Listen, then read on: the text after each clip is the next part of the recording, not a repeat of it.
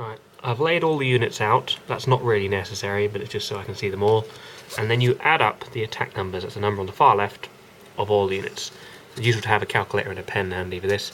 And the US have 79, Japanese have 78, so actually it's a pretty even battle. And then each side's going to roll a die on this table over here. And basically, depending on what they roll, will be whether each point of attack does one hit, whether it does a quarter hit or a half hit. If I roll a 9, it means it's a critical hit, and all that means is I can distribute the hits how I want. Normally when you're distributing hits, you have to reduce each unit first, and then you can destroy units. If you critical hit, you can just straight destroy units if you want to. Right, let's roll some dice. 4, of course the Japanese want. They're going to roll 1/2. And they don't get any bonuses on there, I believe. Unfortunately. And then the Allied one is a 7. They get a +3 to that because it's 1944 turn, and they've got aircraft carriers involved in the fight. So at this point, their planes are better. So that means they're going to get a 1. It doesn't count as a critical because they didn't actually roll a 9. So I've got to divide that by half, and that's just going to go through. It's going to be 79 hits to the US, and it's going to be 39, if my maths is holding up, to the Japanese. I do keep a calculator handy, which is worthwhile in this game. A lot of war games, it seems. Alright, so then the hits are just applied, basically. And you start off by reducing, and the middle value is the hit point value of each ship.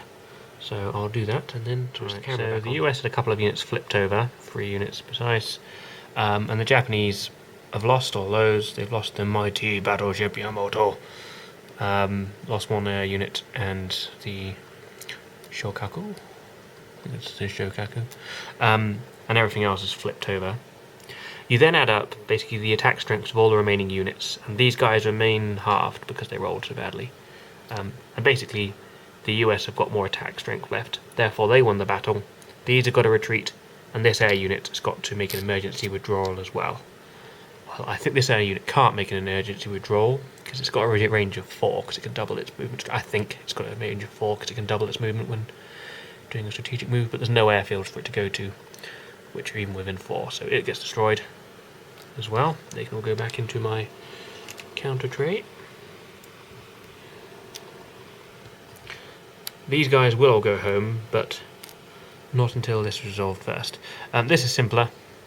You're going to roll on here again, on this chart, this a slightly different one, and you're going to add and subtract a few things. The main thing is the Japanese get +3 because it's an amphibious assault, so they're going to get +3 to their roll.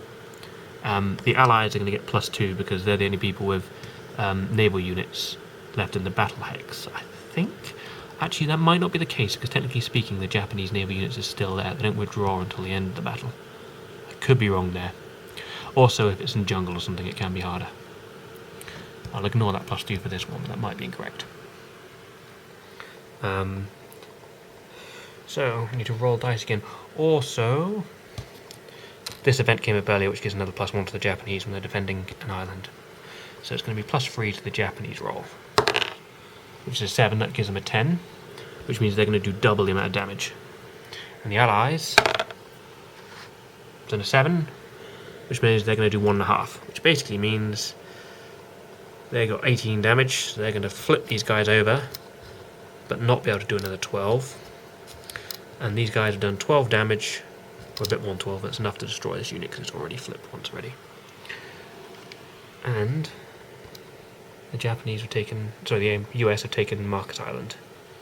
These guys can ship back. They can move anywhere within their movement range, but they're going to go straight back to where they came from, which is into this huge stack of damaged ships over here. And the US are going to go back to where they came from as well, because everybody's got to return to a port, because you can't spend more than a month at sea. So that is an offensive. And that's basically the building block of the game. You're just doing that. You're playing cards and doing that, and every now and again you play cards to move markers around the board, or sometimes you'll play a card and you'll just move a bunch of units and not declare any attacks because you just need to do some logistical movement. But that's the meat and the bread and butter of the game.